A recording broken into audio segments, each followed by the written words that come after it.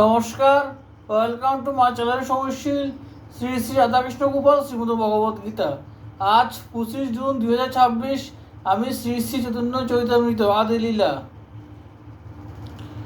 চতুর্থ পরিচ্ছেদের প্রথম বাবার্থের কিছু অংশ পাঠ করছি। 48 পৃষ্ঠার। শ্রী শ্রী চৈতন্য চৈতামৃত কি জয়, শ্রী শ্রী রাধাকৃষ্ণ গোপাল শ্রীমদ ভগবত গীতা কি জয়। রাধে কৃষ্ণ, রাধে কৃষ্ণ, রাধে কৃষ্ণ।